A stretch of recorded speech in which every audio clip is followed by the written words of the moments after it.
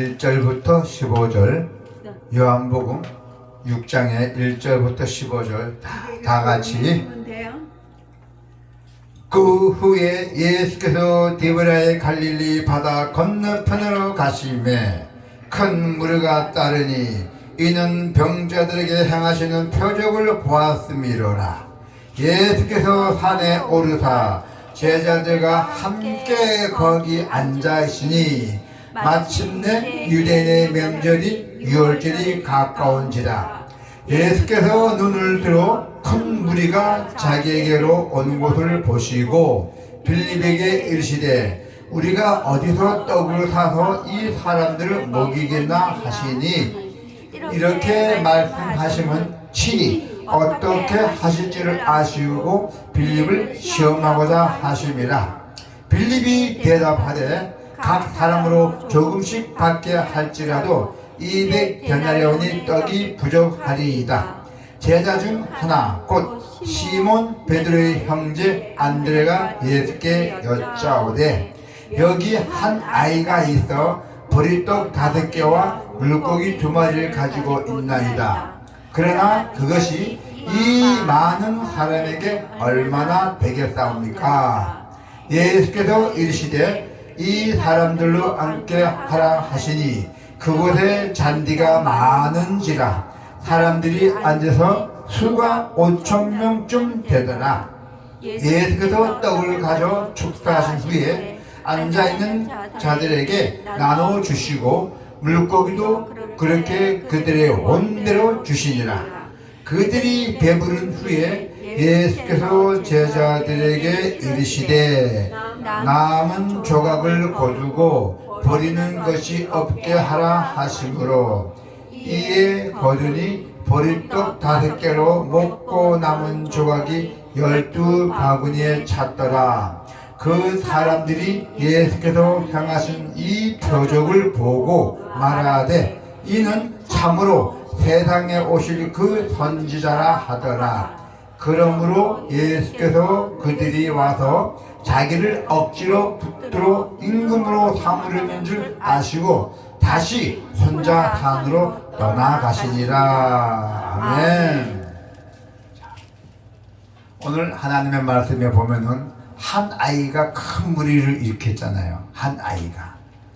우리는 많은 사람이 우리와 같은 생각을 하고 있고 또 자기 견해와 대해서 확신을 가지게 됩니다. 오늘 하나님 말씀에 보면은 많은 무리가 있습니다. 그리고 그들과 다르게 행동하는 한 아이가 등장합니다. 그 아이를 통해서 예수님은 일하시고 많은 무리에게 떠나셨습니다. 예수님의 용납과 떠남을 비교해 보시면서 결국 예수님이 우리에게 원하시는 것이 무엇인지 오늘 여러분과 함께 생각해 보고자 합니다. 자, 큰 무리가 예수님을 따릅니다. 큰 무리가 많은 사람들이 예수님을 따랐어요. 2절에 보니까, 자, 2절에 우리가 다시 한번 봅시다. 시작.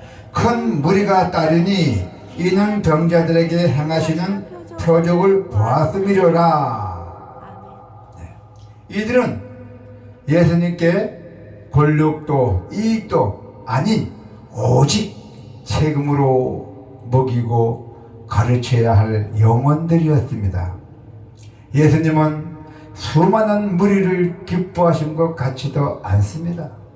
오히려 안타깝게 불쌍히 여기셨어요. 그 수많은 사람들을 기뻐하지 않고 그 반대로 안타깝게 여기고 불쌍히 여기시다는 것입니다.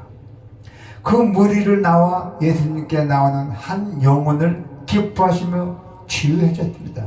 그 많은 사람 중에서 나와서 예수님께 나와서 한 영혼을 기뻐하고 병을 고쳐줬다는 것입니다. 빌립은 예수님의 물음에 부정적으로 답변합니다. 5절부터 7절 볼까요?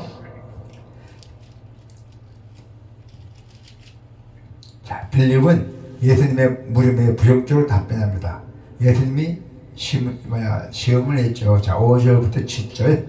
예수께서 눈을 들어 큰 무리가 자기에게로 오는 것을 보시고 빌립에게 이르시되 우리가 어디서 떡을 사서 이 사람들을 먹이겠나. 이렇게 말씀하시면 친히 어떻게 하실 줄 아시고 빌립을 시험하고자 하심이라. 빌립이 대답하되 각 사람으로 조금씩 받게 할지라도 200데나리 떡이 부족합니다 하고 이렇게 나와 있잖아요. 네. 자, 사실 불가능한 일을 불가능하다고 말한 것입니다. 도저히 빌립으로서는 생도 할 수 없는 생각이죠. 그 수많은 사람들, 5,000명 되는 사람들 어떻게 먹이겠네요.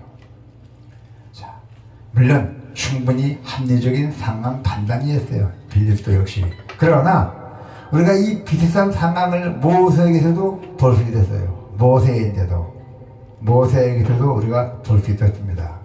그러나 현실의 상황이 아주 엄혹하고 가벼운 것이 없더라도 우리는 상식적인 선택과 결정을 내리기 전에 하나님의 말씀을 들어야 합니다. 할렐루야! 우리는 반드시 하나님의 말씀을 들어야 돼요. 하나님의 말씀은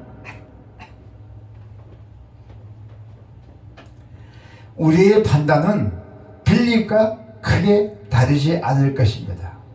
우리는 말씀을 봐야 하고 또 쉬지 말고 기도해야 합니다. 할렐루야! 하나님의 음성을 먼저 들어야 합니다. 여러분, 하나님의 음성을 먼저 듣기를 원합니다. 아멘. 자, 이제 또 다른 반응이 등장합니다. 다른 반응이 한 아이의 헌물입니다. 한 아이의 헌물. 자, 9절부터 10절에 볼까요? 네. 자, 9절부터 10절 같이 읽어봅시다. 시작. 여기 한 아이가 있어 보리떡 5개와 물고기 2마리를 가지고 있나이다. 그러나 그것이 이 많은 사람에게 얼마나 되겠다옵니까? 10절 보니까 예수께서 이르시되 이 사람들로 앉아라 하라 하시고 그곳에 잔디가 많은지라 사람들이 앉으니 수가 5,000명쯤 되더라. 그 무리들이 5,000명이나 돼요. 그 5,000명 어떻게 먹입니까? 그것은 어린이 도시락으로 돼 있었어요. 그 아이가 도시락을 싸고 온 거야. 그 아이가 도시락을 싸고 와서 그저 좋은 마음으로, 아주 마음 좋은 마음, 그러니까 그 아이는 아주 좋은 마음으로 자신의 것을 예수님에게 드리고 싶었던 거예요. 내가 점심을 떡 5개와 보리떡 5개와 물고기 2마리를 점심을 갖고 왔는데, 예수님 말씀 들으려고 갖고 나왔는데 아이고 아무것도 없는 거야. 사람 5,000명이 모이는데 먹을 것이 하나도 없는 거야. 이 한 아이가 이제 딱 등장했어요. 네. 그래서 이 아이가 자기 도시락을 예수님께 바쳤어요. 네. 바쳤더니 어떤 일이 일어났어요. 그 한 아이는 그저 선한 마음으로 아무 조건 없이 예수님께 도시락을 드렸는데, 예수님께는 충분한 마음과 방광이 있다 하잖아요. 그래서 우리는 크기와 높이의 도취대가 이축되잖아요. 뭐 머리 크고 또 뭐 망거리면은 이렇게 우리가 하잖아요. 하지만은 하나님은 당신을 향한 마음을 살펴본다였어요. 정성 어린 그 마음, 진실한 마음 본다였어요. 우리는 그저 하나님이 주시는 마음으로 하나님께 나아가면 됩니다. 할렐루야. 우리는 무조건 하나님 마음으로 하나님께 나아가면 돼요. 그것이 이 어린아이의 같은 신앙이고 주님의 제자된 올바른 삶이에요. 그 마음을 통해서 하나님은 세상을 변화시키고 있습니다. 아이의 좋은 마음, 그 하나의 좋은 마음 갖고 있던 마음, 그리고 예수님을 향한 마음은 전체 공동체를 충분히 채우고 남는 성찬이 됐어요. 10절부터 13절을 보니까, 자 10절부터 13절 볼까요? 예수께서 이르시되 이 사람들로 앉게 하라 하시니 그곳에 잔디가 많은지라 사람들이 앉으니 수가 5,000명쯤 되더라. 예수께서 떡을 가져 축사하신 후에 앉아있는 자들에게 나눠주시고 물고기도 그렇게 그들이 온대로 주시니라. 그들이 배부른 후에 예수께서 제자들에게 이르시되 남은 조각을 거두고 버리는 것이 없게 하라 하시므로 이에 거두니 보리떡 5개로 먹고 남은 조각이 12바구니에 찼더라. 아멘. 보리떡 5개와 물고기 2마리가 5,000명 다 먹이고 남았어요. 남아갖고 12바구니에 찼대서 남은 것이에요.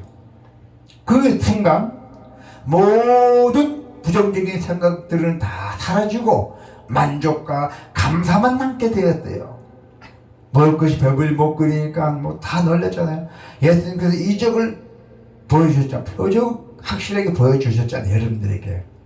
그러니 5,000명 되는 사람들이 아주 그 부정적인 생각을 다 사라지고 아주 너무 감사합니다. 너무 만족하게 됐던 것이에요. 부족함이 없었던 것이에요. 결론이 예수님의 손을 거쳤을 뿐인데, 예수님이 그 떡 5개 갖고 물고기 2마리 갖고 예수님의 손을 거쳐서 예수님이 기도했는데 큰 기적이 일어났잖아요. 그것은 공동체 전체를 구하는 생명이 되었어요. 보잘것없는 것이라도 우리 주님의 손에 맡겨 드릴 때 그것은 모두들 다 채울 때가 있다는 것입니다. 할렐루야.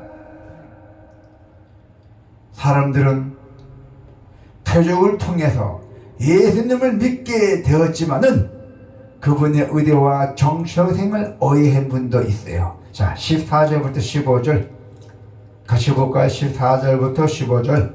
그 사람들이 예수께서 행하신 이 표적을 보고 말하되 이는 참으로 세상에 오실 그 선지자 하더라. 그러므로 예수께 그들이 와서 자기를 억지로 붙들어 임금으로 삼으려는 줄 아시고 다시 혼자 산으로 떠나가시더라. 예수님은 표적을 해놓고 이 땅에 오신 것이 아니옵니다. 아무리 많은 사람이 열렬히 따른다 하더라도 수천 명, 수만 명, 수백만 명 따른다 해도 그것은 예수님과 아무런 상관없는 고양된 감정이에요. 고양된 감정일 뿐입니다. 예수님은 다 뭐 몇백 명씩 모이면 다 필요 없댔어요. 상관이 없댔어요. 놀라운 표적에 도취된 사람들이 집단적 흥분이 되었어요. 그 많은 사람들이 흥분이 되어서 이분을 우리가 왕으로 모셔야 되겠다. 그럼 우리는 항상 배불리 먹겠다. 그런 마음 갖고 왕으로 모시고 또 그게 왕으로 모신 추측들이 자기 한 자리에 앉으려고 막 그런 막 흥분되고 막 그랬대요. 단 하루도 지속되지 못하는 착각이었어요. 그 사람들은.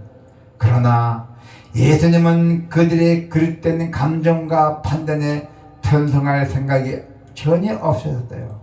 그래서 예수님은 어떻게 했어요? 결국 조용하게 그들에게 바로 가만히 떠나셨대요. 혼자서 산으로 혼자 떠났습니다. 예수님을 숭상하고 왕으로 또 받들려는 사람들에게 예수님은 살짝 떠나셨대요. 그 반면 그저 예수님을 향한 좋은 마음으로 나온 한 아이를 예수님은 받아주셨대요.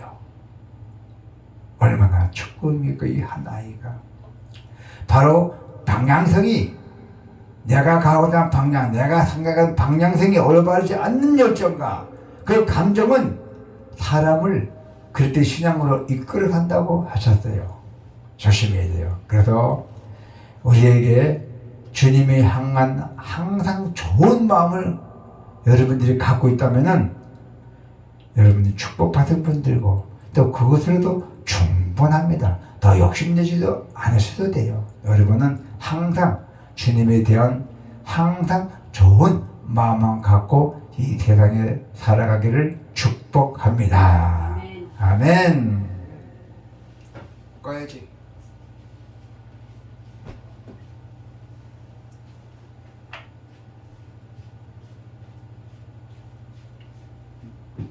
저 꺼야지. 동영상 꺼면.